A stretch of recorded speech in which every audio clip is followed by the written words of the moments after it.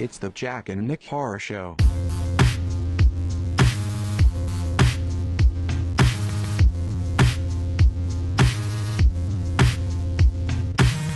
Hello. Hi, Nick. Hi, happy Halloween, everybody. Thanks for coming both weeks now. This is the second episode of the Jack and Nick Horror Show. Second episode. This is our Halloween episode. This morning, we are doing the movie of the week, which this week is a underappreciated Halloween classic, in my opinion, Idle Hands. The most 1999 movie I've seen since 1999. Yes. And then we are going to be doing the Listener Picks Halloween edition, and these are going to be non-Halloween franchise Halloween movies. Right, like movies that are set during Halloween that you don't really think of as Halloween movies. Right. What's your favorite? We asked you on Twitter and Facebook. If you follow us on Twitter and Facebook, at Jack and Nick Show, you would be in on this discussion. We got a ton of responses, so we got plenty to talk about. We have a lot to talk about. So, without further ado, we're going to get into our Halloween episode, and coming up next is Movie of the Week. Right, everybody, remember to subscribe, like, and share these episodes, because if you don't help our show, we are dead. We're totally dead. But we'll still be alive and, do the show. Well, yes, human-wise, we'll still be alive, but the show is just going to be garbage. It'll be junk bonds. Okay, Movie of the Week coming up.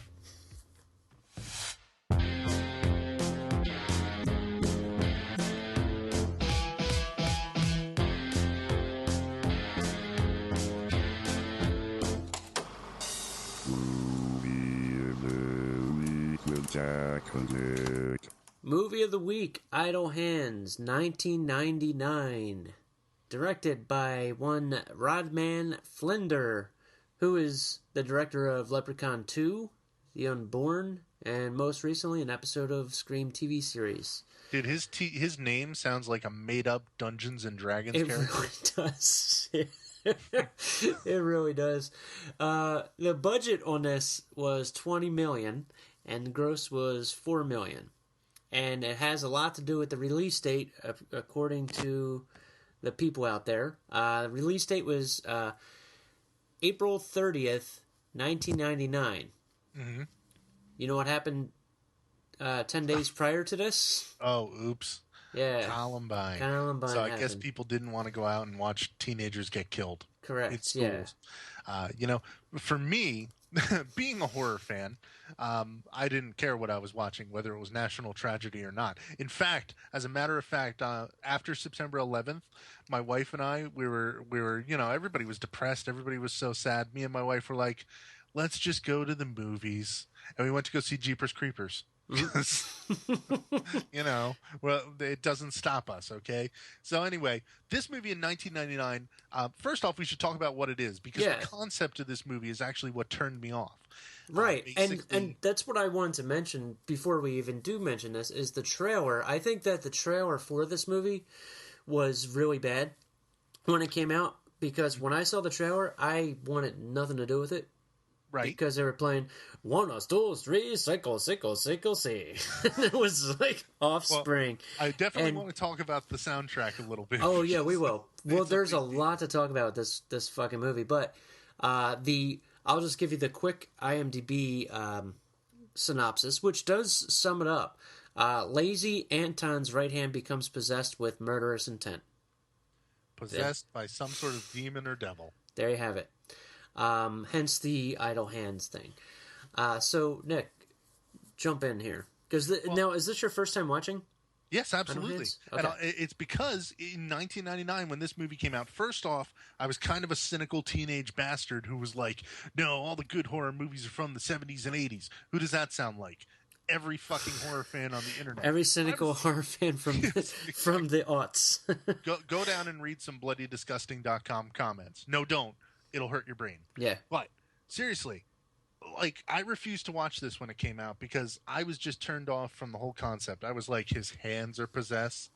They've run out of ideas in Hollywood. You know? I was an internet prick before I had the internet.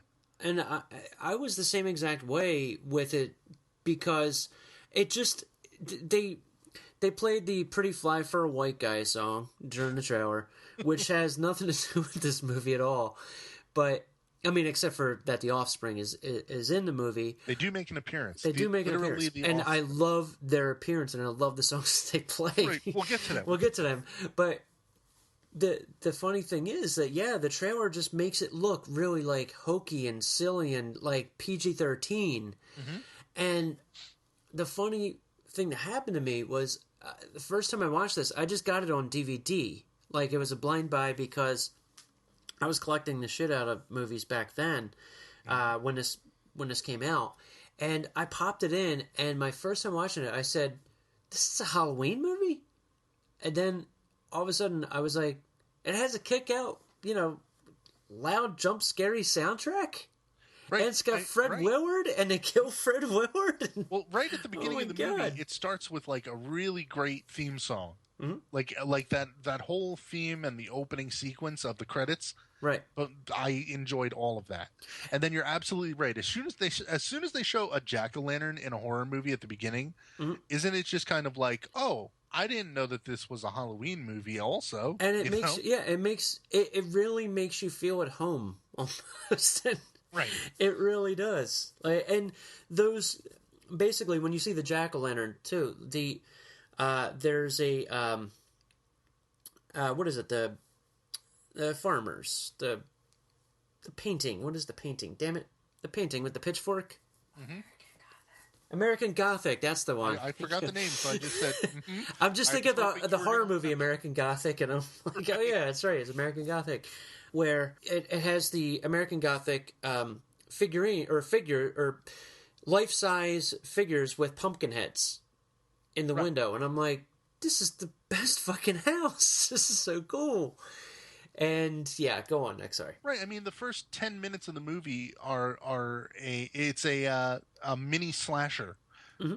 Like, it could have been a segment in ABC's of Death or something, you know? Because this movie goes so many different directions that you're not expecting it to in terms of the type of movie it actually is. It's not just dude gets a possessed hand. No. It's almost like a trauma movie in that respect because it starts throwing in, possession and undead zombie friends. Yeah. And it starts with a slasher movie, and later on the hand is walking around becoming Thing from the Addams Family. It's got so much shit. It's like a creature movie then. And the hand is Thing from Addams Family, the same hand. It is the same dude? Yeah. Nice. So, and it's like his only credits are Addams Family Values, really? and Idle Hands. He didn't do any like Dove commercials or anything, but I don't know. But I want to talk about the cast too, like Devon Sawa. Devon Sawa we're gonna go through the entire cast real quick because they're either really great or really bad on purpose. Devon Sawa this is probably the best movie you'll see him in, besides Final Destination, which I think he's better in Idle Hands, because he does his own stunts, and I kind of miss the guy, and I know that, according to word on the street, he kind of has a lot of personal issues, we'll say. That's a Where Are They Now? Yeah, somebody do that on BuzzFeed for the Where Are They Nows or whatever they do. It's a fucking shame. I really hope he makes a comeback because I really like the kid. But you know who else is a '90s guy in this who only was famous until like the ball fell on 1999 and it turned to 2000 in Times Square, and this guy evaporated from the face of the earth. Who would that be? Jack Noseworthy. Yes, Jack Noseworthy. And in the 90s was famous for like a couple of seconds. He was in like Barbed Wire. He was also in the show on MTV called Dead at 21, which at the time I thought was really cool. But I was a dumb 15-year-old when that show was on, maybe younger. Maybe I was a 12-year-old. I don't even remember. And I probably would have thought something like that was cool. If I watched it now, I'd probably think it was stupid. I think Noseworthy was also in U571, wasn't he? I'm pretty sure he was. I don't know. He was in like a lot of random fucking movies though, and he looks just like John Cena. He also looks like the Olsen, Christian Olsen, the one that was in the Thing remake, prequel. remake. I don't know if I know who. I can't remember. He was Jim Carrey in Dumb and Dumber. That one. You'll know him. You'll know him when you see him. Let's go back to this cast though, because it's such a mix of I want to say famous. I'm sorry, you go first. I want to say something crazy though. The blonde girl that's in this with the devil costume. Yeah, who right? was she? She was familiar. No, she's not really. Her name's Katie Wright. Here's the fucked up part. Her and Jack Noseworthy found out during the shoot of this movie that they were half brother and sister. Wow. What are the odds of that? That is fucking crazy. She quit acting. So after finding that out. Well, you know why? Because genetically, anybody who's related to Jack Noseworthy also disappeared after the year 2000. Yes. He was in some other movie, though. I think it was an asylum movie or some real crap movie recently. I'm not going to look it up because it's so pointless. So who else you got in this? Well, it's such a mix of people who were famous in the 90s and sort of went other directions now, and people who weren't quite as famous then as they became later on. So also you had Vivica A. Fox, who was, I would say, more famous 10 to 15 years ago than she is now. Mm-hmm. I have no idea what she's doing now. She, of course, went on to be Vernita Green in Kill Bill. Right. Probably her most important role. And I think this is like one of her worst performances ever. Oh, dude, she's so bad in this movie. But it's okay. I mean, she's bad because it's like, it's campy. This movie's campy, and she's campy in it. She's got the campiest character of, she shows up and it turns out she's a demon hunter who's been searching the demon that is jumping from person to person hand via their hands. Which is so stupid. What happens in this movie? And we'll talk about the stoners. We got Seth Green. All right. And he Eldon was more Henson. famous, obviously, in the 90s because he was Scott Evil and...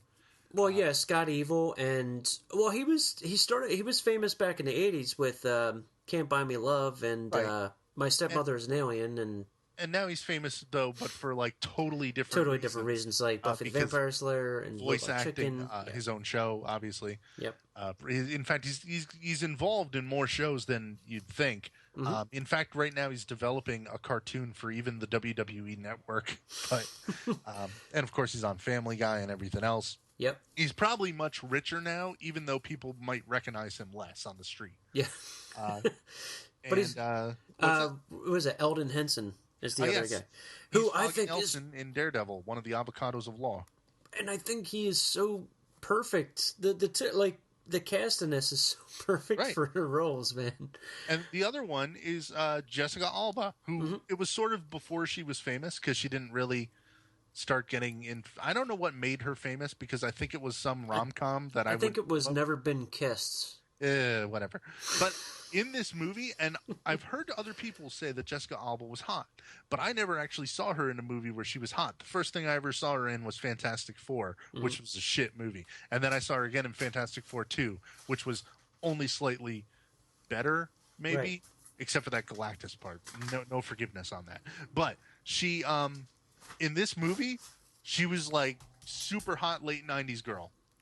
And I was like, I can't believe she's that hot. Right. People have been saying it for years. And now I finally understand that at one point she was hot and she just became, not that she isn't attractive, but she's just a normal attractive. Whereas like in this, maybe it's just because of how she dances when there's a high school dance. Right. Speaking of which, should we go through the plot a little, maybe step by step? Or... Yeah, of course. Let's do that. Yeah, you basically have Anton, who's Devon Sawa's parents, which are played by Fred Willard and Connie Ray. So his parents are hearing noises, a typical startup of a horror film, and then they basically get killed by by something, a mysterious demon entity of some sort that is not shown. That is not shown, right?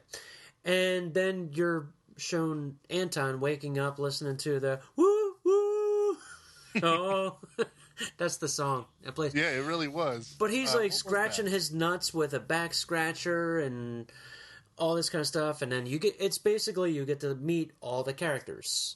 You get to meet Anton and Mick and Penub, which I thought was a really stupid name until I realized, oh yeah, that's right. That's from the Saturday Night Live skit with Eddie Murphy as Buckwheat, where he goes looking Penub.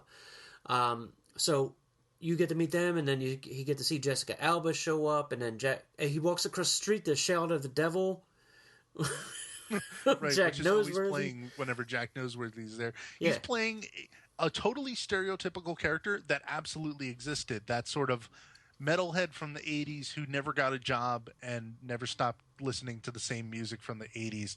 And I'm trying to remember the name of the documentary. Oh, Heavy Metal Parking Lot. He is every character in the documentary Heavy Metal Parking Lot. If you've never seen it, it's only like 20 minutes long, and it's on YouTube, and it's a perfect time capsule of what it was like in a Judas Priest parking lot in the 1980s. It is phenomenal. Okay, so he talks to his friends. He's in love with Jessica Alba, who is his neighbor, and he hardly ever talks to her. He's going over there to score some weed, but his friends don't have any weed, so they say, and it's just like, here's all these losers, basically. Right. And in the beginning of the movie, I was like, if I was watching this on TNT or something on television, I probably would have turned it off. Yeah, because I would have assumed it was going to be like some dumb stoner movie. Yeah, it was almost like, dude, where's my car-ish? Except not as funny, actually. No, and I mean, it wasn't like that is one thing about this movie.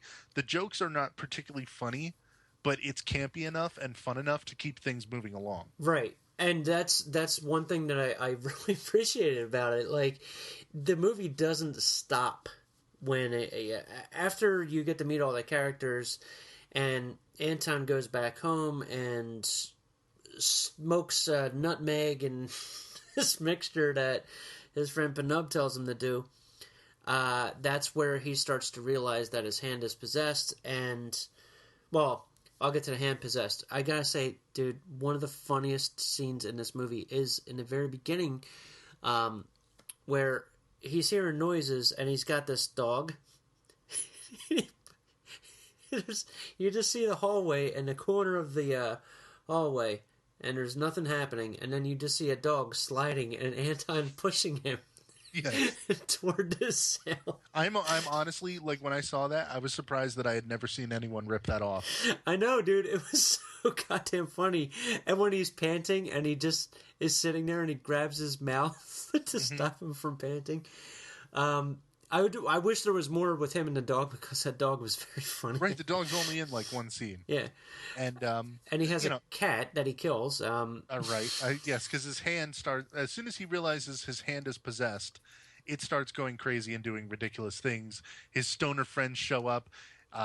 He accidentally uncovers his parents' dead bodies in the living room, which he just didn't know were there. And they get really excited because the edited song Pop That Coochie for Pop That Pussy by Two Live Crew is on the TV, and they're more excited about that, and the dead parents are right next to them as they're dancing to Pop That Coochie. Right. And they're like, oh, I didn't know they could play this song on TV anymore. And yeah, then the shit hits the fan. Right. Where, I mean, basically the hand lashes out and kills both of his friends, who, for some reason in this movie that is never actually explained, they don't die. They just become undead. Yeah, well, it was explained. It was? I missed it. I'm sorry. Seth Green and him, Mick and Penub, he's like, how are you guys alive? And they're like, well, we died, and then we walked toward the light. They're like, oh, come to the light. And we're like, it's too far. So they became zombies. Right. And they follow him around on his misadventures, and it's just ridiculous. And they continuously fuck it up even more. Right. As it progresses. So we're not going to spoil this movie. But we are going to talk about our favorite moments and stuff like that within. But right, because I mean, they go when you start talking about what happens at the Halloween dance later on, it'll be unavoidable. And god damn it, the music. The fucking music, Nick. Yeah, let's cover the soundtrack. I had to bring it up on screen to talk about it because it's obviously a mixture. 1999 soundtrack that you're ever going to hear. because even the older stuff that's in it, the stuff that's older than the 90s, was stuff that was popular in the 90s. Stuff like the Ramones, that became popular for whatever reason in the mid to late 90s. And I gotta say that this soundtrack will if you watch Idle Hands now and you've never watched Idle Hands before and you grew up in the 90s, it's going to make you miss the 90s. Oh yeah. Totally. You're gonna think about what's happening now, and you're gonna be like, "God damn it!" And that's where it's gonna hit, and you're gonna become that kid from the '80s that everybody finds annoying now. You're gonna be that kid who's like, "God damn it, I missed the '90s. I want to go back." The 90s are coming back, kids. Now's the time to watch this movie. I have up on my screen here just some of the songs on the soundtrack, and it's like, pop punk bands like Blink-182, The Offspring. You've got The Living End. Mm-hmm. Of course. There was some sort of law that Congress wrote in 1998 that for the next 5 years, every movie, no matter what type of movie it was, it had to have Rob Zombie's Dragula. But I think it fits perfectly in this. Then they show the video, which is one of my favorite videos, man. Yeah. Well, Rob Zombie has great fucking videos. Even if you want to talk shit on his movies, his music videos are wonderful. Oh, yes. What else we got here? Mama Said Knock You Out. Mama Said, and don't forget, Pig from 2, which is Rob Halford's other band. Mm-hmm. And that's his song about being coming out as gay. And that song is very fucking Nine Inch Nails. Mm-hmm. But the whole album is actually, but it's such a good song, man. You got Static X. Static X. Just becoming... well, actually, that was the period... That was when they first blew up with Push It, and that's the song that's on the soundtrack, in fact. There is one major song that is one of my favorite songs from Ace Frehley, and I'm going to mention it later in this segment, which is New York Groove. Yeah. Fucking... Dude, New York Groove in this, the way it's utilized... All right, I'll mention it later. We'll save that. I'm telling you, when you watch this, you are going to want to listen to New York Groove on a continuous loop. That's all I'm going to say. It's going to bring back very great memories. And also, the theme was done by Graham Revell, who seemed to do so much of the music of the 90s. Didn't he do... yes, in fact, he did do The Crow. Yes. And a few other movies. I'm actually clicking through on Wikipedia. He did The Craft. And Bride of Chucky. I knew that there was a bunch. Freddy vs. Jason. He was just around in that time period. For those 10 years, from 95 to 2005, he seemed to do so many movies. Yep. So you'll recognize the score when you hear it. What the fuck was that? That was not gas, I promise. So at any rate, he ends up going to the dance because he cuts his hand off. He cuts his hand off because it's possessed. And you're going to get a good homage. This is how to do an homage, too, because you have Lucio Fulci in here. You have Sam Raimi's Evil Dead 2. You have Night of the Living Dead, Dawn of the Dead. The second episode in a row, we need to take a tally. Was Night of the Living Dead shown in black and white on a TV for no reason in the background? Yes. Yes, it was. Second movie in a row. Yes. But, I mean, there is so many movies that this movie homages, but it does it subtly and turns it into its own. Right. And even the Chiller TV from New Jersey opening with the hand coming out of the blood is in this, too. I mean, you got so many little things in there. But, I mean, there's a lot of Argento. There's a whole bunch of shit. As far as, color scheme and Mario Bava stuff, there's a lot of Italian horror in this, too. But yeah, go on about the his hand goes running. Basically, he how was he aware that the hand was going to go after Jessica Alba? I think because it's attached to him, and he knows where it's going. Right. Yeah. Okay, one way or another, he knows it's going to the high school. Yeah. So he's going to go to the high school and fetch it. Now, I'm going to warn people, we may get into a spoiler-esque territory here, just because we're probably going to be excited and spoil some deaths. Yeah. So you may want to fast forward if you still have to see this movie, but let's keep talking about it. Subplot. There's a subplot. Hang on, we can't forget the subplot. Mm-hmm. The Vivica A. Fox's character is going to all these other sites where people had possessed hands. Right. Okay, she's a monster hunter, and it shows her like she's like following it on a map. Like there was one here, and then there, and it makes a pentacle on the map. Yeah, And she's pentagram on like, the next one's gonna be here. Yeah. So she shows up, and she immediately gets involved with Jack Noseworthy's 80s metal guy, and they're hanging out in her van, and they're watching them go up the street. The Anton and his two undead friends, and he's like, just don't let him get in my Ford, because all he cares about is his pickup truck. And they steal his pickup truck and immediately run over Vivica A. Fox, and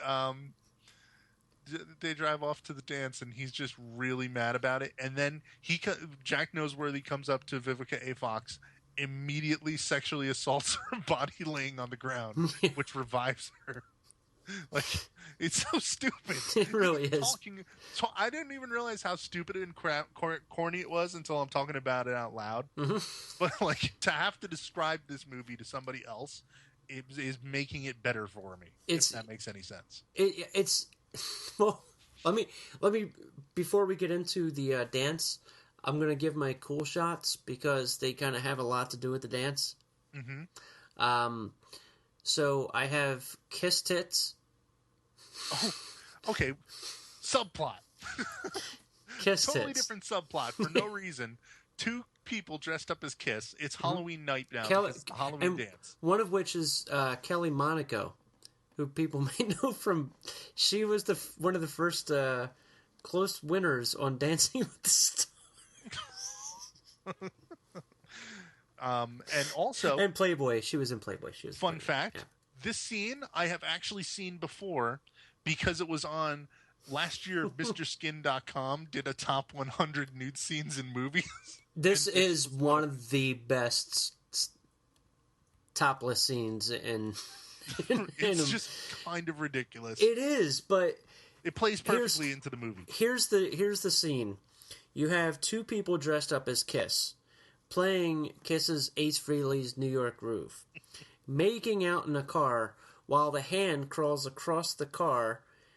That is all. The windows are all fogged up. Crawls across the car like a spider.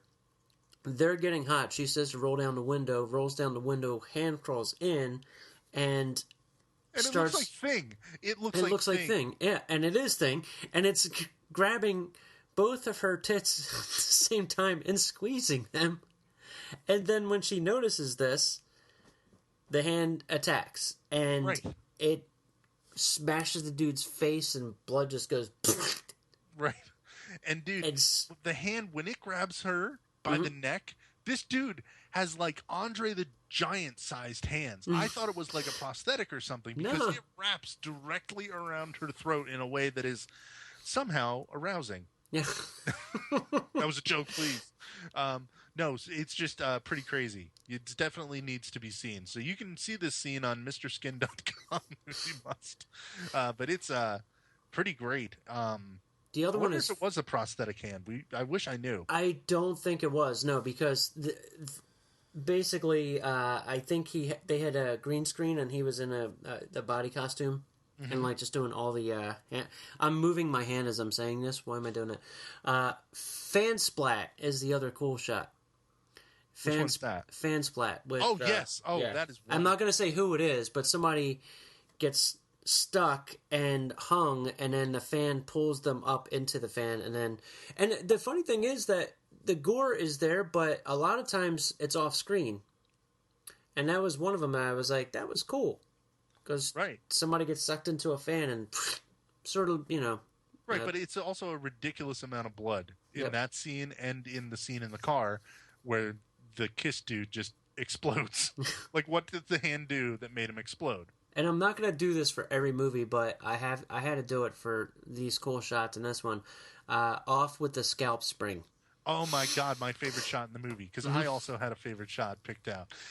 And yes, so at the Halloween dance, everyone is in costume. Everyone is dancing around like crazy to the Offspring playing at this gym. They're in a gym. And there's this one, if you watch for it, it's hilarious. There's this one black guy who doesn't know what he's doing, and he's just like jumping in a circle. I didn't even notice this. Dude, he's over towards the left. Just watch as the shot zooms in. He's towards the left, and he's just like jumping in a circle, and the look on his face is, I can't wait till I get to stop jumping.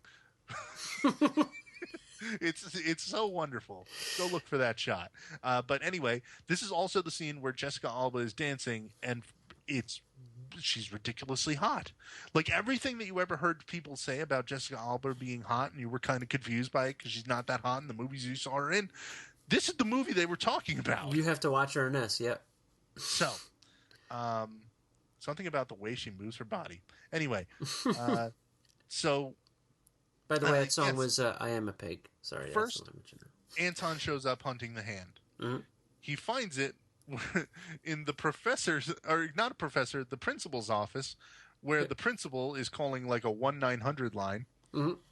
and the hand is like feeling him up while he's not even masturbating. He's just imagining, mm-hmm. and he's like, I'm imagining too hard or something because I think I can feel your hands on me. Mm-hmm. And it just like burst out of his crotch. What's his name? Played the principal, Timothy Stack from Son on the Beach.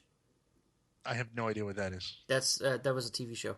Son on the Beach. The 6 viewers of that show are very happy. The 6 viewers, yes. But it's ridiculous. It's ridiculous that this happens in this movie. It burst out of his crotch, and then I think he just explodes, doesn't he? Yeah, he just explodes. And not only that, we forgot about the cops. We forgot about the poor man Steve Buscemi. Yes, Sean Wallen. Yes. Whalen is in this. What? Whalen? Yeah. We don't know. Yes, he's in this movie. Who? Those two just keep on picking on Anton, and of course Anton's hand kills both of them. In a pretty crazy way, and stabs one dude all the way through the ear, and electrocution. Right. Subplot. There's these cops that give Anton a hard time because they know he's a stoner. Doesn't last long because they get killed by the hand. All right. So, yes. Fast forward. Anton is at the school, and the principal gets killed, and then the offspring. What do they say? Like, I don't even remember what they say. They're yelling something along the lines of like, "Hey," because Anton is like trying to stop everybody, and he's like, "You're all gonna get killed." And he's like, "Hey, and like pushes them aside. Let's, just leave me alone, or leave everybody alone. We're here to have fun," or something like that. And then right. And the scout gets something like, right. It doesn't matter, right? To be honest with we have to spoil this one. Yeah, but because like even just saying how it happens. Mm-hmm.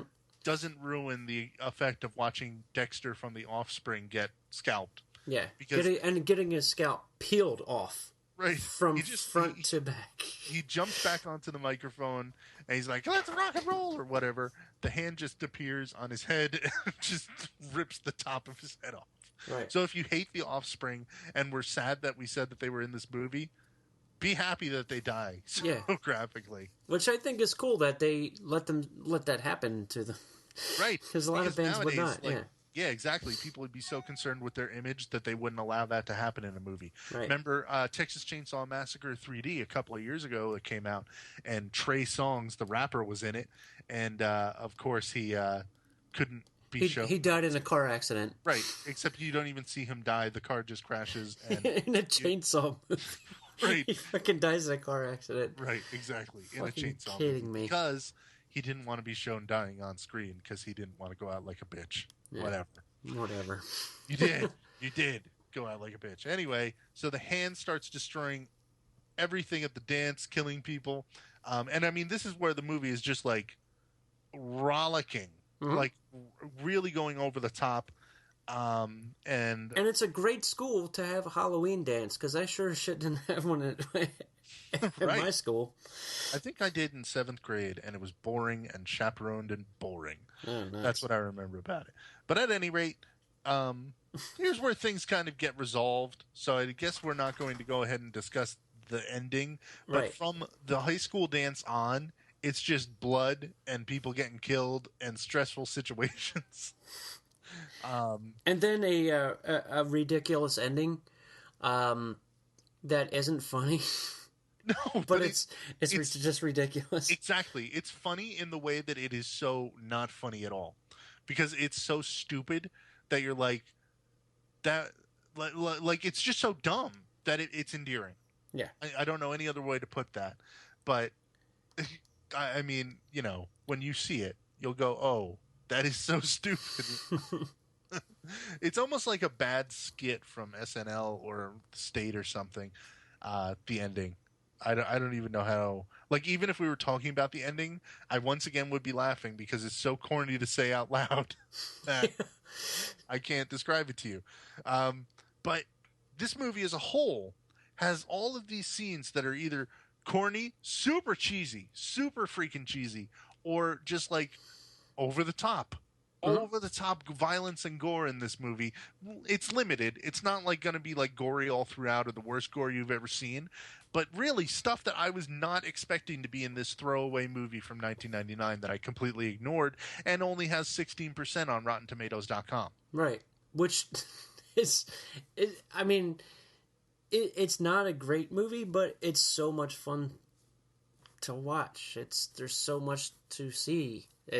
Every scene is a set piece, and it goes into another set piece, and another set piece, and another set, and then the fucker's over, and then you're like, yeah. I mean, Nick, my question to you is: would you recommend, or skip, or buy this thing? Well, I'd recommend it. I'm not going to say that it's, you know, my most recommended. Go out and see this movie right now. And it also seems like it's a pain in the ass to get because even trying to find a service that streams it right now is kind of impossible. But yeah, if it comes up on Netflix or HBO Go or something, absolutely watch it. I think you'll be surprised because I'm certainly surprised that I enjoyed it so much. And I mean, it's just, it doesn't feel, I just didn't think that I was going to enjoy it. And I did. And I felt like there was something else important that I wanted to say about it. It's you know what it is? It's the late 90s. Every horror movie that's coming out at this point is self-aware, and this is post-Scream, yep. Right, because post-Scream, you were getting movies that all were winking at the camera, going, "Yep, it's a slasher," you know, in one way or another. Every movie was trying to be Scream. This movie was totally trying to be something 10 years out of its time because this movie is like an 80s movie. It's just super cheesy and doesn't give a shit that it's super cheesy. And I love that type of movie. So, yeah, I mean, it's a Nick movie. I don't know that everybody's going to enjoy it out there in the world, but certainly, you know, if you can get a hold of it, watch it. Definitely. And I would suggest the same. I would suggest renting it first or be an asshole like me and blind buy it. I mean, you can get it pretty cheap. Oh, yeah, I'm sure, like Best Buy or something, if you were actually going to buy a physical copy. Yeah, if you're going to buy a physical copy, go on Amazon and look for it. It's actually, like, I think $3 to rent on Amazon. So. Oh, okay. So there is a streaming service other than, what the hell did I use? Netflix, I think I found it on Xbox or something. I don't know. Netflix or Movie Dog? Is that what the... Oh, Movie Dog is one of those, put in a password and watch all these ads, and then you can finally watch the movie for 45 seconds before it gives you a virus. I never heard. I just made up Movie Dog. I don't know. Oh, is it? Yeah. No, there's one that's like that. I'm looking it up right now. Goddamn. Look it up. Moviedog.com. Movie Dog. Nope. Just BuzzFeed articles about movies with dogs in them. See that? Moviedog.com. Coming soon. We're streaming movies about dogs. This month, Moviedog.it. the Air Bud Marathon coming in November. So what the hell are we talking about tonight that we're going to move on to next? We're going to move on to Listener Picks Halloween Edition. Sort of ties into Idle Hands, which is a non-Halloween franchise Halloween movie.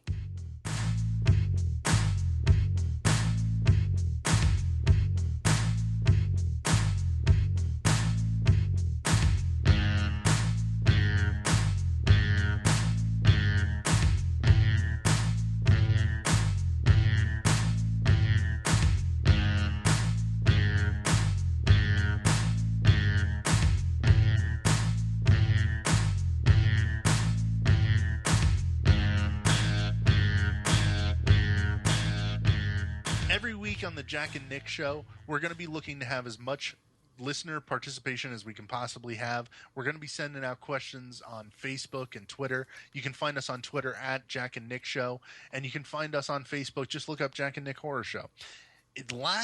Next week we're going to be talking about the movie Deathgasm, and I want to do something really cool. Basically, we want your horror movie song recommendations. Either a song that makes you think of a movie or is from a movie. I don't care if it's part of the score, part of the soundtrack, or whatever.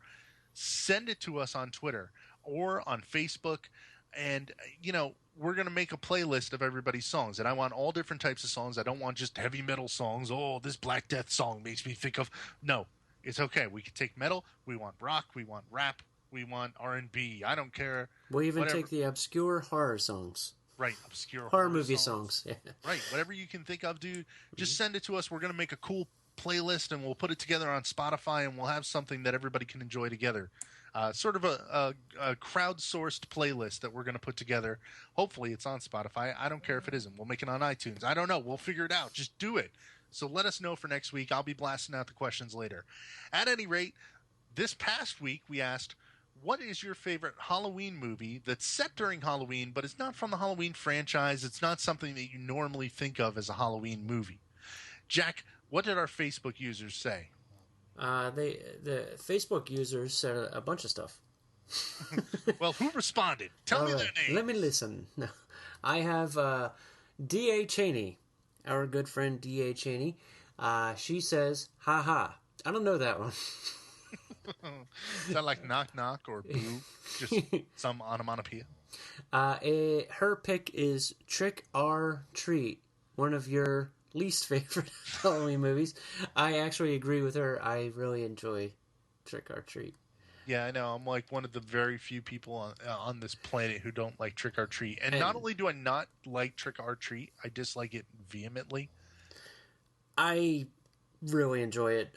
It's one of the many here and there movies that Nick and I will completely disagree on. So just be rest assured, we are not going to be discussing Trick or Treat on the Jack and Nick Horror Show. No. Because there's no need. Most people listening know this movie. If you don't know what it is, it's a horror anthology that all ties together a la Pulp Fiction-y. And it's cool. The gentleman who made it movie Krampus is coming out this Christmas. Or this December. So hopefully it's a step up for you, Nick. Yeah, I mean, even though I hated Trick or Treat, I'm looking forward to Krampus because that movie looks so badass. And I can't wait till we talk about that one. I hope it rocks. If it sucks, we're not going to do it on the show. But I hope it rocks. I hope it does too. But Trick or Treat, I mean, I know why people like it. It's because they put, 5,000 jack-o'-lanterns in the movie. Therefore, it's great, people say. I don't know. Now, I'm going to mention people's first and last name to separate them from each other because sometimes we may get like a Steve or a Jim or whatever. Plus, it's on Facebook. It's not private, so if you don't want your full name, please let us know. But right now, but you can't let us know now. So right now you're kind of screwed. All right. Speaking of, Steve Bada says, "Night of the Demons!" ! Yeah, I agree with Steve. Night of the Demons is one of the greatest Halloween movies. Nick? Yeah, after hearing so many people, and you'll hear more recommendations that everybody was like, "Oh, Night of the Demons! That's a great Halloween movie." I was like, shit, we should have discussed that instead of Idle Hands. But it's okay. That movie is strangely unique, but at the same time, it's sort of like not, because it's such just a great piece of 80s movie that is like both cheesy and fits just so well. And gory. Steve Johnson's effects are great. The lipstick and the nipple and you should explain that for the younger people who've never seen it. Somebody explain it to me in great, sensuous detail. Linnea Quigley has tits, and she gets a lipstick and puts it in her nipple, and then tit sucks the lipstick up. Dude, and why? Why? What? Where did that idea come from? I would love to ask Kevin that sometime. But I gotta say, the remake of it isn't that bad. I enjoy the remake. And yet we disagree 100%. Again. I actually like the remake of Night of the Demons less than Trick or Treat. Wow. Okay. One excellent scene in that movie. One excellent scene in the remake of Night of the Demons is when the two girls are making out and it starts playing Typo Negative's Black Number One. It made me remember how much I love that song, and now I listen to it every October continuously. Well then, Mike Merriman says, I'll second Night of the Demons. And he also said, the midnight hour is pretty good. Ernest scared stupid for the kids. Let me just, okay, good, second. Midnight Hour, for those of you who may not know, it's a TV movie that it has like Dick Van Patten and Sherry Belafonte and stuff in it, and a thrower ripoff moment. It's the thing is though, it's a cute movie. And you won't hear that word too much on the Jack and Nick Horror Show. So what do you mean cute? Like cheesy, it's cute, funny, like it's goofy? cute, cheesy. Like there's like a romance that happens, but it's like a romance that can't happen because somebody's like undead-ish kind of. I don't want to mess up the movie for people, but it even has Dick Van Patten in it. For God's sake, like it's one of those kind of things where it's one of those movies that.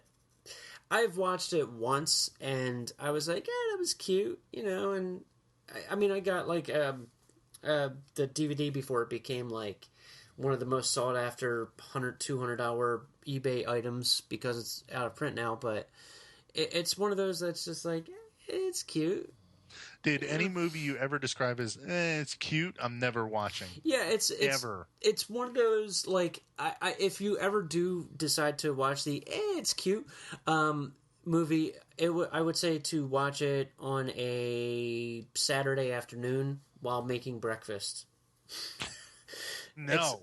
Okay, and Ernest Scared Stupid. We actually reviewed that, if I'm not mistaken, on a prior podcast. And I think that Ernest Scared Stupid was kind of blah for the most part. I don't like it. I think it's compare like if you're going to recommend a movie for kids to watch on Halloween, there's probably like a lot better, tons more that you can mention. But some people have like romanticized nostalgia for Ernest, which I don't understand. I don't either, and I actually loved Ernest when he was on a whole bunch of commercials at that age. Like, maybe I was 13 or 14, and the first Ernest movie was Ernest Goes to Camp. I was very excited about, and I watched it, and it was, like, kind of serious. And I'm like... He was cute. No, it wasn't. I wasn't laughing at all. Don't ever say that again. That's it. No, cutest band from the show. But dude, I was like, all right, 7 or 8 when Ernest was popular, and I mean, sure, I was into it for 6 months. But you get into like, eating dirt for 6 months, eating glue in school for 6 months. It's not like you're thinking a whole lot when you're 6 to 8 years old about the quality of your entertainment, and when you grow up, you become like, how like it's a movie trope to say there's 2 types of people in the world. Well, there's 2 types of people in the world. The people who grow up to realize that a lot of the stuff that you liked when you were a kid was absolute garbage, and the type of people who don't and go, oh my God, G.I. Joe, like, you're a grown up. It's not good anymore.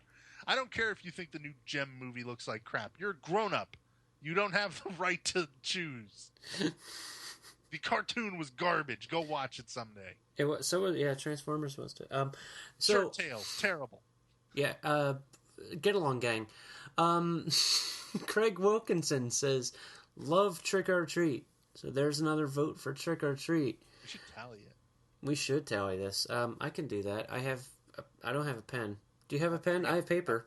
We got computers, but we could have thought of that before. Yeah. Well, if we were on a good show, that's what they'd probably. I don't know.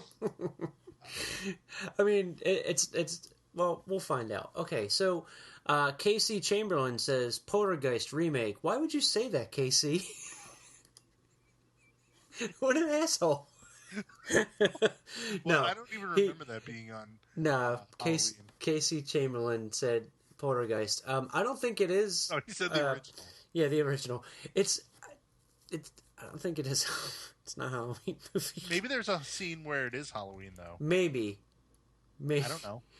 Maybe he likes watching it on Halloween. He's totally gonna write you an angry letter. Nah, he's not. He can't. It's my buddy Casey. We love Casey. All right. So next we have Dylan Lidgard, who says, "Trick or treat." Pirates in a Halloween. No. So we have 1, 2, 3.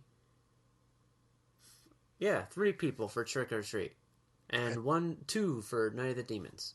Okay. Was that all the Facebook responses? No, there's more. Oh, wow. There's Tor Larson, our buddy Tor. He says, "Murder Party." Which... Oh, that's that one from Adam Wingard. No, right? it's not. No, No? it's not. No, Which sorry. one's Murder Party? I'm totally... Party. We're having a party. Murder Party.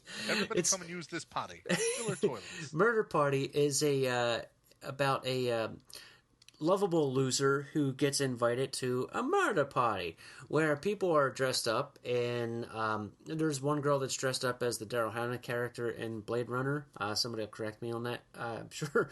And Monty Python people. Basically, it's this party where they invite this dude to kill him. Mm-hmm. And then he fights back. But like all this crazy shit happens, and it kind of doesn't go where you think it would go. And it's a lot of fun and weird and very indie, and it's made by the people that made Blue Ruin. Really? Yes. Did I ever tell you about how much I love Blue Ruin? Yes, you have, and that's why I just mentioned that. They're two totally separate type of movies. So if you liked Blue Ruin and you want to see something fun, but also kind of depressing, but still fun, and kind of violent and depressing, but still fun, Murder Party's your movie. So okay. Tor picked a good movie. I really did enjoy the shit out of that movie. Cool. Yes. And Christopher J. Moffey, or Moff, and he wrote Balls and Alls. That's not a movie, Christopher. So... What?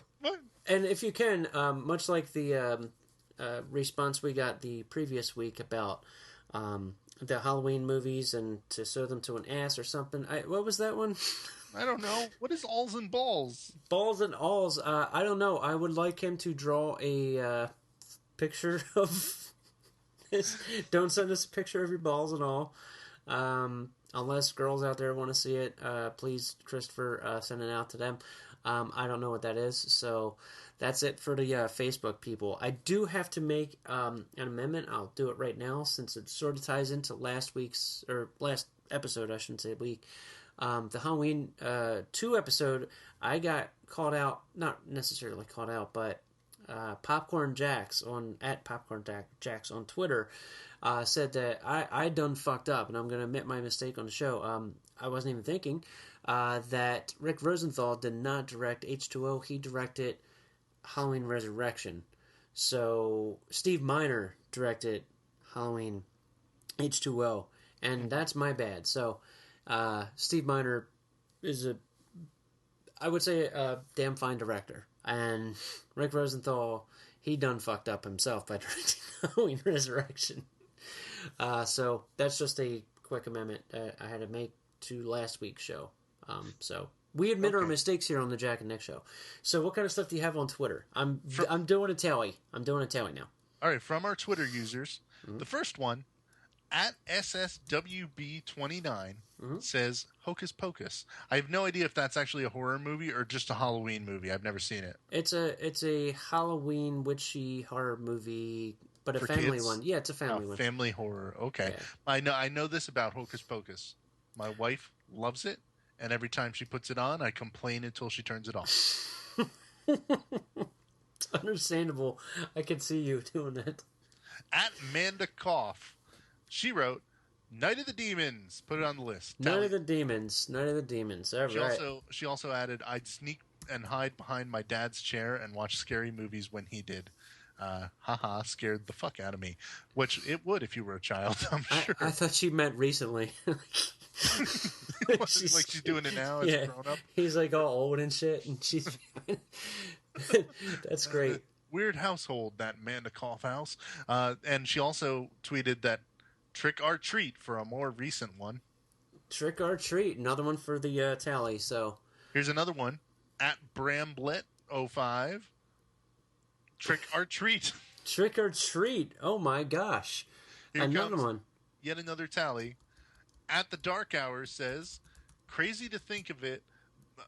No, crazy to say it, but I think the entire franchise of Night of the Demons is one of the strongest in terms of quality. So that would be another one for Night of the Demons. Cool. I don't know which ones I've seen in the franchise. I think I've seen one.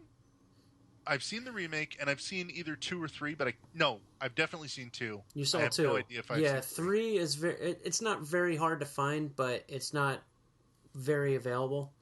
Yeah, but that came out on video at that point where my wife, who was then my girlfriend, was working at Blockbuster Video, and we rented tons of shit. So it might have, because I remember the box cover for it. But I remember just seeing that box cover at Blockbuster, so I may have actually gotten it. I don't remember, though. I mean, I can't catalog, like in the way that Jack can. I am incapable of cataloging every movie I've seen. Movies go in, and they kind of delete ones that weren't that memorable. So that does happen to me a lot. I'll remember shit, and then, I'll fuck up a name. Mm-hmm. Like Rick Rosenthal. Right. You forget one little name. I forget the whole fucking movie. And I'm like, I saw that once in 1993. Anyway, at MLions180 says, no, wait. That was totally not at all the right type of comment. Wait, yes it is. Okay. I'm just going to read the tweet so you understand what happened as I reread this tweet. How this is my fault, not theirs. How often will you be putting out shows? And Trick or Treat is a decent movie. Okay, so we'll go Trick or Treat. How often will you be putting out shows? Right now we are at biweekly, but that may change here and there, or it might go to weekly for a while. Yeah. It's gonna be over, but for now the base is biweekly. Mm-hmm. But and I think we can say now we are going to be on YouTube soon. Mm-hmm. Probably by the time that this show is out. And once we're on YouTube, myself or Jack, we may cook up all sorts of other stuff to throw up on the YouTube that might not be in the podcast feed. Sky is the limit. Right. And we've got other stuff coming. We got some huge penises, but we have some huge balls. We have some huge stuff that we're going to be doing on YouTube as well. Not huge as in like, oh my god, this is the biggest thing ever. Oh my god, you got Bruce Campbell in here. No, we're going to be doing. The mothership has not yet arrived. Yeah, we're going to be, but we're going to be doing some cool stuff on the YouTube channel. So definitely subscribe to that. One thing I always want you to know is the podcast is just the beginning of what me and Jack hope to accomplish. Right. So, and we won't mention it too much, but let's go on. I want to hear more Twitter people. So I'm not going to read everybody's conversations that started happening over these tweets, and there were a lot of like people joining in, like, yeah, that was great, yeah, oh yeah, man, remember this part, But there's this. I thought that was great, though. I love seeing that. I know. I'm very happy that everybody is talking and going nuts over this stuff just because we're tweeting about it. Mm-hmm. I am going to read this part because I thought it was so funny. I actually laughed out loud when I read these tweets the first time.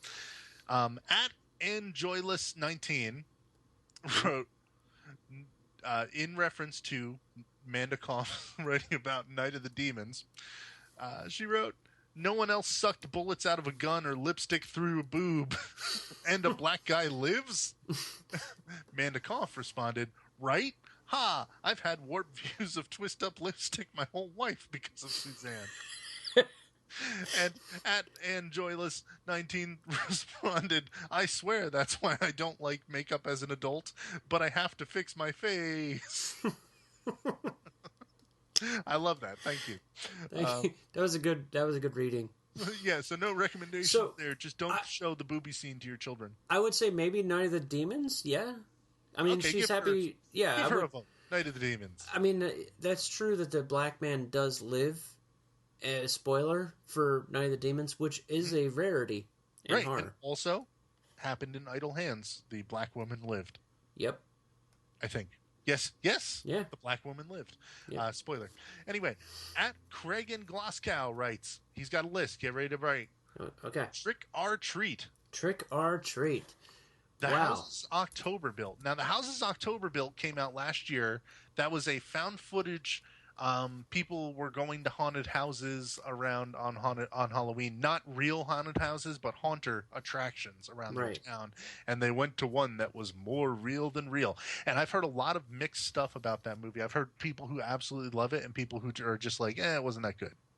Yeah. I haven't seen it yet, though. I have not either, and I'll watch it eventually. One of my friends actually just put it, I'm sorry to sound like an elitist, but sometimes us as horror fans do. They put on Facebook, you know, you have those friends, Nick, that go, hey, have you seen this horror movie? And it's like a movie that came out like 2 or 3 years ago. And you're like, well, no. Yeah, because part of the problem with being a guy like me or you is we're the scary movie friend for a lot of people who know nothing about horror movies. And as well as the people listening right now, it happens to you guys and girls too, that they go, hey, have you seen this movie? And you're like, yeah, or have you heard of this? Yeah, I have, like about 1.5 years, 2 fucking years ago. Right, and it wasn't that good, and I don't even know why you're talking to me about it. And then they just, like, won't talk to you again. Right. For a while. And for a while. They're like, hey, did you see The Walking Dead the other night? And you're like, oh, stopped watching that a couple years ago because it went down in quality and it wasn't like the comics anymore. And hey, have you ever seen Creepshow? Yeah, I heard of that one. It's by this guy named George Romeo or something. Right. The one that I always use as an example was I was working many, many years ago. I was working at the Home Depot, and someone found out I like scary movies. And they were like, oh, I love scary movies. Did you ever see The Sixth Sense? That's scary. And I was like, yeah, I totally. Yeah, I mean, it's a pretty good one. Pretty good. Anyway, but thank you for the tweet though. But he also does his have list goes on. Yeah. His list goes on. Please do. The movie May. Is that a Halloween movie? I think it is. I want to see it. That's one of those ones that I always want to see, and I always so good. I really enjoyed it, and it's what's her name is so great in it. Everybody says what's her name? The main girl. No. The main girl, but Anna Faris. Yes. I fucking love Anna Faris, and she is great in it. But go on. I don't love her that much, but I love her. And the next one he says is Ginger Snaps. Ginger Snaps. I'm surprised more people didn't say that because some people have a lot of love for that movie. That is a very, very good werewolf movie. And I haven't seen it for so long. No? I want to rewatch it because, like, just hearing some people like how much they love it, I kind of feel like maybe I watched it when I was still in my cynical phase and didn't grow out of it. Maybe if I watch it now, I'd like it more. It's good. I mean, the sequels might deter you from it, but I really, really enjoyed the first one. The last one he'd list is All Hallows Eve. All Hallows Eve, yeah. Was that... Wait, no, All Hallows Eve... I really enjoyed that movie. I watched that, I think it was this past summer. Or maybe spring, something like that. Which one are you talking about? This is the one with the crazy clown face with the whereas that's the cover. But it's an anthology movie that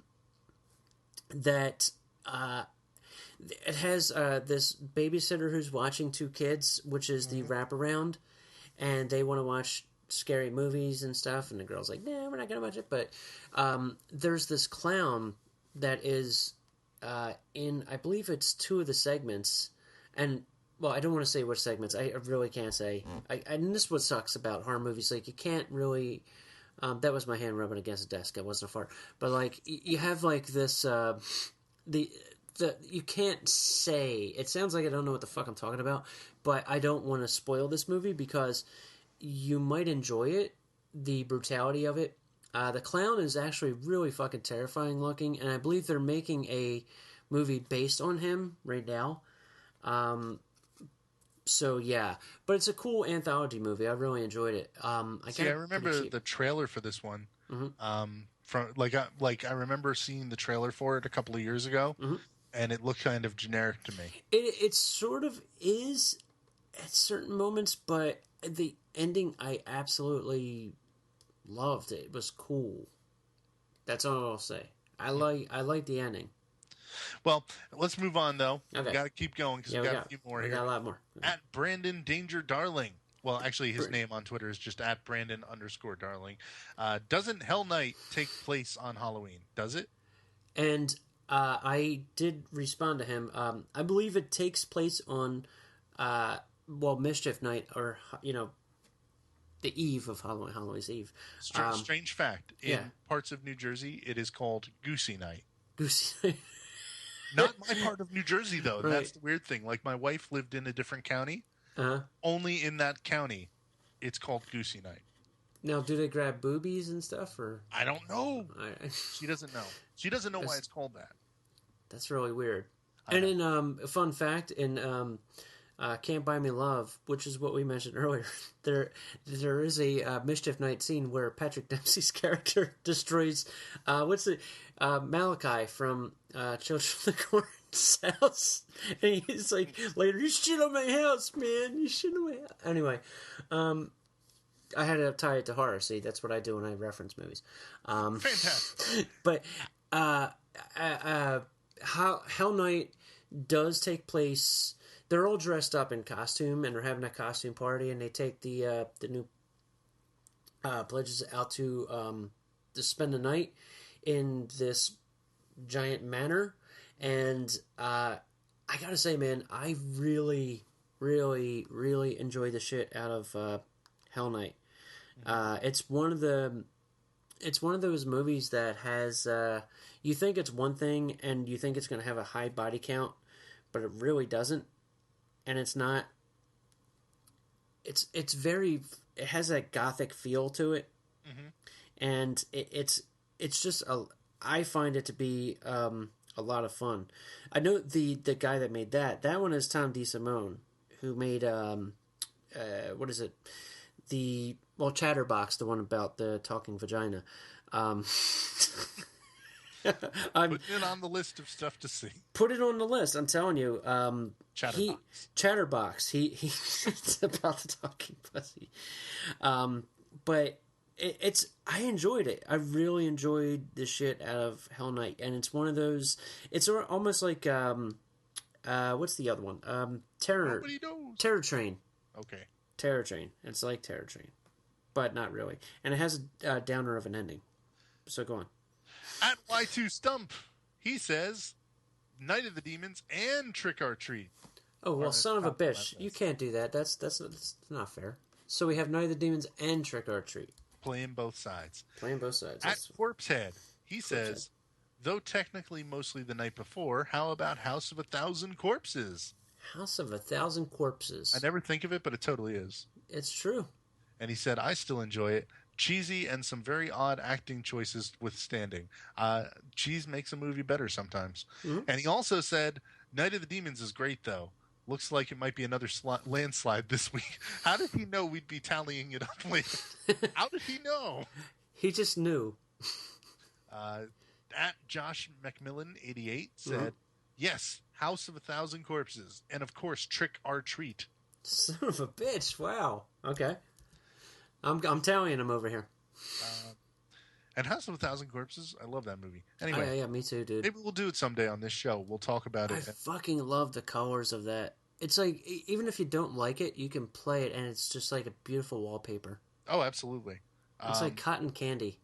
It looks like a Halloween party. Mm-hmm. You know what I mean? Yeah. Like having a black light on and the greens and the purples glowing. I love that look. I want that to be my nighttime look of my house.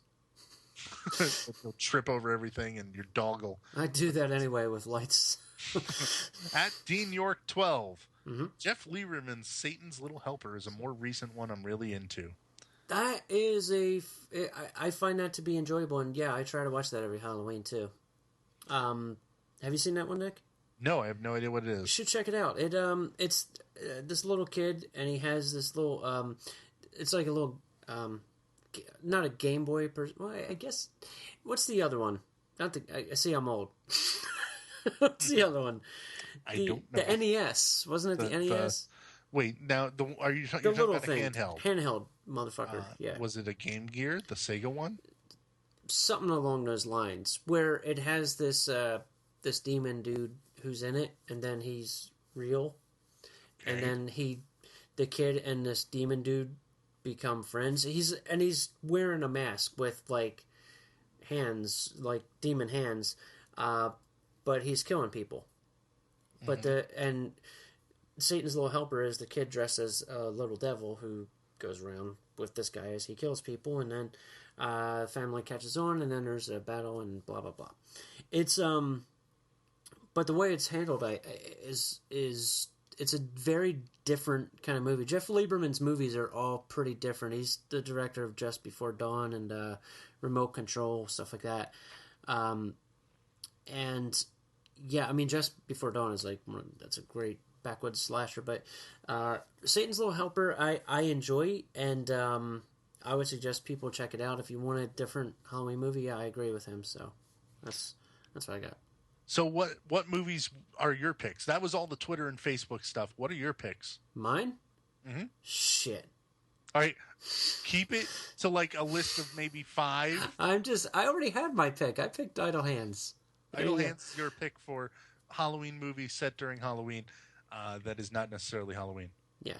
I have 5 movies. All right, go on. I want to hear yours. I'd rather hear yours first. My first one was Night of the Demons. Oops. I wrote that before anybody was saying anything, so there. Also, a recent one that part of it's an anthology and part of it takes place during Halloween. VHS. The end of VHS. The last segment of VHS. I forget the exact name of it because it's a date. It's like 1031 something. The haunted house one. Yeah. That is one of the most incredible haunted houses ever put on screen, and it's wonderful. You have to, like, if you haven't seen the VHS series, watch part 1 and then watch part 2 and then never ever watch part 3. Okay. So VHS. Now a movie that I wouldn't really be able to call horror exactly, but it takes place sort of around Halloween in some ways. It's a very Halloween-y movie, and it's totally a movie I love. How about The Crow? Can we just sure. I'll take The Crow. All right, here come 2 movies that are not horror. One of them was listed as horror, but is not horror, but totally has a wonderful Halloween feel. I watched it a couple of months ago. The Guest from last year. You know, and yeah, I would say yes. I agree. I mean, that one, a lot of people called it horror, but it's not. It's kind of like a weird action movie. It's has horror elements, but it definitely references stuff like, Halloween 3 a ridiculous amount. Somebody did ask Adam Wingard if he based a lot of the guests off of Halloween 3, and he said yes. Right. Which is, not in a way that's obvious. Like No, but like in some ways that it's very obvious. But yeah. Go watch that movie. Go count the jack-o'-lanterns or something. And the last one that always makes me think of Halloween, and it's totally not horror at all except for people who are afraid of him, E.T. That includes my girlfriend. Really? Yes. And my wife, who's totally terrified of E.T. for no reason. Yeah, so, dude, I'm not kidding. My girlfriend is too. I just totally turned into dude bro. Dude, bro, check it out. No, totally, like, that scene where they're, it's that California Halloween where it's, like, very sunny sunset up on that hill. And everybody's walking around in costume. And, like, for what you think of in Trick or Treat as like, I wish Halloween was like that. I watched that and I'm like, man, I wish Halloween was like that in E.T. That's a great Halloween scene where everybody's out and hanging out and going trick or treating and stuff. And out here, we have like trunk or treats, and you got to go to the goddamn mall to go trick or treating and stuff. It's just not natural. But my son will probably love it. So whatever. That's Halloween in New Jersey, kids. Jack. Yeah, I have some. More? Yeah, I have some. I'll mention some that weren't necessarily mentioned. I mean, if I were to pick between Trick or Treat or Night of the Demons, it's a tough call for me, but I would go Night of the Demons. I would. It's just one of those things that I would just have to gravitate toward that because it has just the dance sequence alone with Angela with the Stigmata Martyr. It's great. So that alone like destroys the what is it, the Marilyn Manson werewolf skin ripping off thing. So I know. If you're going to compare and contrast, that just trumps everything. That is in Trick or Treat if you haven't seen it. Yes. And that actually spoils nothing because you'll never guess who the werewolves are. But it kind of is. Well, now you just spoiled it. It kind of is a cool scene. Speaking of werewolves, one movie that it is a seasoned movie, but it ends around Halloween or on Halloween, and that is Silver Bullet. I fucking love Silver Bullet. You got Gary Busey being the best Gary Busey he could ever Busey, and Corey Haim being a great actor, and it's so fucking cool. It has some of the cheesiest effects, as far as werewolf effects. It's got, and speaking of E.T., Carlo Rambaldi, who did E.T., did the werewolf effects in Silver Bullet. They're not the best. A weird connection. It is very weird. But I just fucking love Silver Bullet. It has such a great fall feel. We what is it? Lauren and I actually I have a girlfriend named Lauren. For those who don't know, we watched what is it? Pet Sematary. I was just going to bring up Pet Sematary, which isn't necessarily a Halloween movie, but it's very, very fall. It feels like either fall or it feels like November. And the second one too. Although I don't recommend the second one as much as the first, but it's also kind of a cheesy, dumb one that I enjoy. Right. But I think, I'm thinking way back, and I think Casey was right about Poltergeist. I think it is a Halloween movie. I have no idea. And even though it doesn't necessarily, I think it takes place during. It just hit me all of a sudden. But one I wanted to mention that you hate, since you went with the guest, I'll say Donnie Darko. Oh. Oh. Yep. I brought that up just to piss you off. It does hurt me in my spleen. I know. One movie that I tend to like, and I don't know why, because it has the worst acting, and it was put together by friends in, I believe it was Alabama, as Haunted Ween. And if you're going to get this movie, I would suggest getting Haunted Ween from the director himself. I think it's hauntedween.com. They have it on eBay. It's like way expensive. That's where you can purchase it. From the director himself, he'll print it and press it for you. And it's a movie from like the late 80s or early 90s, I believe. I can't remember the actual decade. It might have been shot in like 82 and filmed or finished around 92. But it's a haunted house movie, like a haunted attraction, haunted house movie. That toward the end, the guy has people captured and he's killing them in front of the patrons of the thing, which I find the second half of this, I would say, no, not the second half, the last quarter of this movie is really good. The rest of it, you can kind of fast forward through it a lot because it's kind of balls at times. But oh, sorry. No, go ahead. That's okay. Man, I got one more that I got to mention. That's cool. And this is a recent one just from 2 years ago. And I'm going to mention it. And if you never heard of it, just go look it up on YouTube. Go look up the trailer. And you'll know if you're in or out. It's the WNUF Halloween special. Fucking you cock sucker. I was going to mention. Is that on your list? Yeah, but... Oh, your list is so long. Okay. Whatever. Anyway, and I'll just sum it up real quick then. There are... One of them, there's one movie I haven't seen yet, but I got in this little box set and I'm going to watch it, which I'm going to mention in a second. But 2 Scarecrow movies, one of which is Dark Night of the Scarecrow, which is another made-for-TV horror movie that is really cool and has an eerie feeling to it, and it's got a great cast and it's good. The other one is a Scarecrow. It's I believe Night of the Scarecrow, which Jeff Burr, who directed the From Whisper to a Scream anthology, it's a fucking cool movie. It's got that dude that won an Oscar for playing the crippled dude who fucks Helen Hunt. What's the name? Remember From Dusk Till Dawn, Nick? Yeah, of course. John Hawkes, or the dude in the beginning, the one that the one at the convenience store that the Gecko brothers shoot up and kill.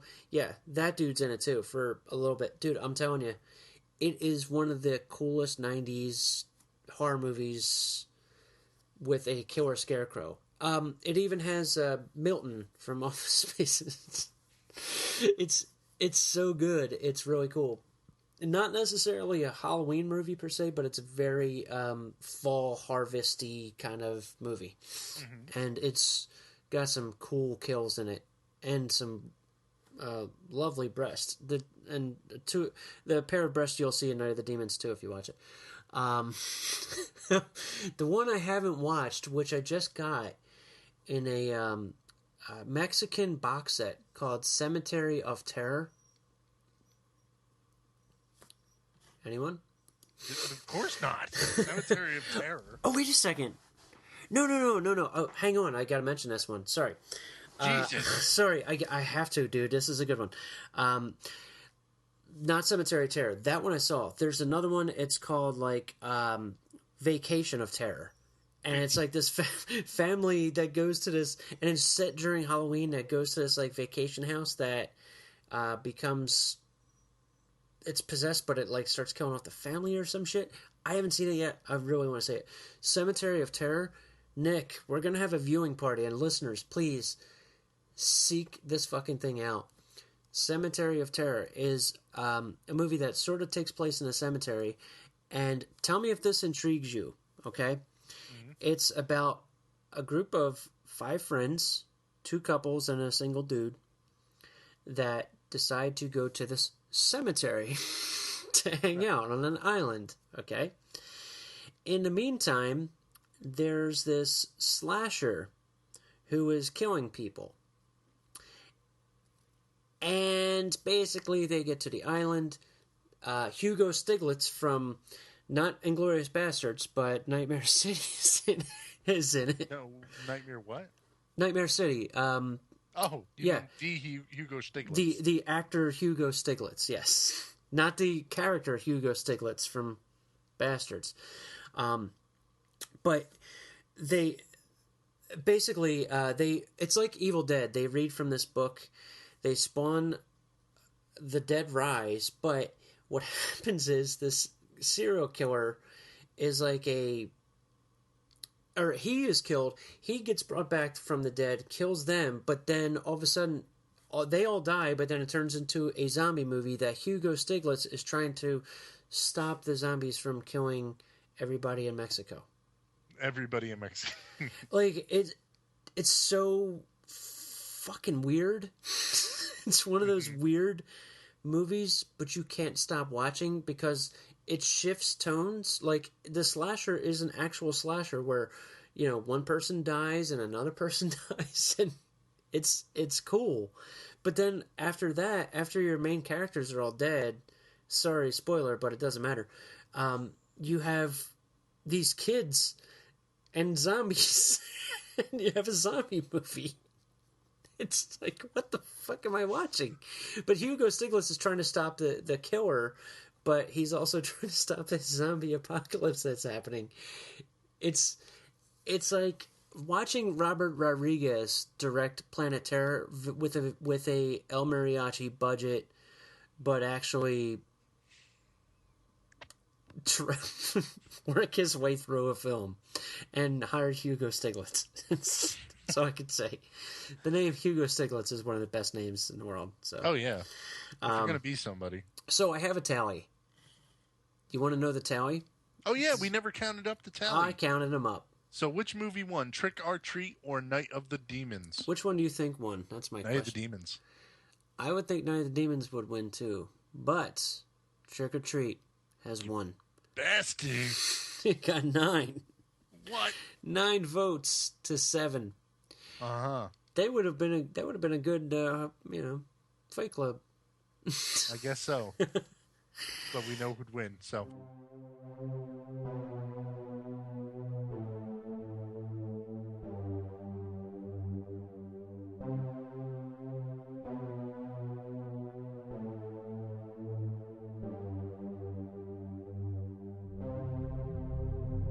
thank you very much. It, right? Yeah, thank you very much, everybody, for reaching out to us on the Twitters and the Facebook. And please go to us at Jack and Nick Show and follow us on Facebook. Please tell your friends about us, and we're going to involve you people into this show. We want this to be a listener show. It's a Jack and Nick show, but if we could rename it, it would be Jack and Nick and you show. The people. We're doing it for the people. Subscribe, like, and share all around. You can find us on Twitter at Jack and Nick Show. Find us on Facebook. Just look up Jack and Nick Show. And soon you'll be able to find us on YouTube. Look up Jack and Nick Horror Show. On Twitter, you can find me at New Jersey Nick. And my gaming channel is on YouTube. Just look up New Jersey Nick. All right. And you can find me on Twitter at JacobK666. And once something else of the social media places happens, you'll find me somewhere else. You could find us on Facebook. Again, that's Jack and Nick Horror Show. We're on Facebook. Please like the page. Join in the conversation. We are just starting the show. This is our second show, and we have a lot of people responding. So please jump in the conversation. We want as many people that want to talk to us as you can possibly handle. Without you, we're dead. So, thanks. You thought I was dead? No, not you. Yes, you. Without them, we're dead. Well, we're not. Oh, fuck this. Cemetery of Terror. Hugo Stiglitz, I'm telling you. Good night, everybody. Get that fucking movie.